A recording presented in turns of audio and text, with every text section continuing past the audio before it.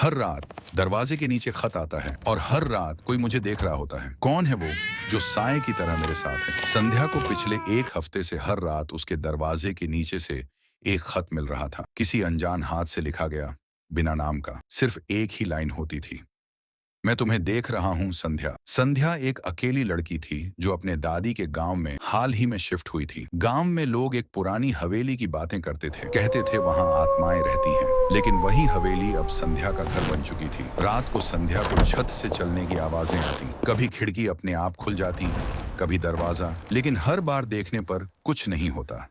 एक दिन एक बूढ़ा पड़ोसी रामलाल आया और बोला, बिटिया, इस हवेली में मत रहो, ये जगह किसी की नहीं है।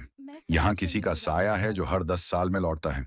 संध्या को अचानक याद आया कि वह बचपन में कभी इस हवेली में रहती थी और एक दिन अचानक उसके माता पिता की रहस्यमयी मौत हो गई थी। लेकिन कैसे, उसे कुछ याद नहीं आता। संध्या को हवेली के नीचे एक गुप्त तहखाना मिला।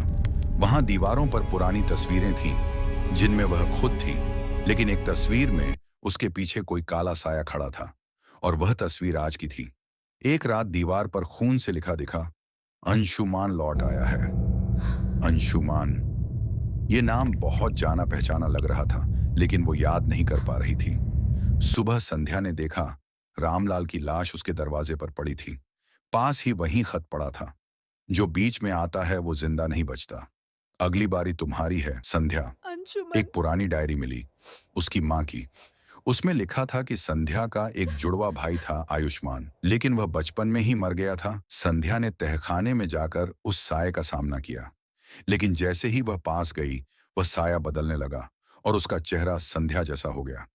तभी एक फटी पुरानी रिकॉर्डिंग चालू हो गई, जिसमें उसकी माँ चिल्ला रही थी, एक को बचाया, एक को मार दिया, पर साया किसका बचा ये नहीं जानते। सच ये था कि असली संध्या मर चुकी थी और जो अब तक खुद को संध्या समझ रही थी, वो असल में अंशुमान की आत्मा थी, जो अपनी बहन की मौत के बाद खुद को वही समझने लगी थी। और असली अंशुमान शायद वो अब भी इसी हवेली में छुपा हुआ है। ऐसी और कहानियां सुनने के लिए कहानी सुनो विद अमित को सब्सक्राइब करें।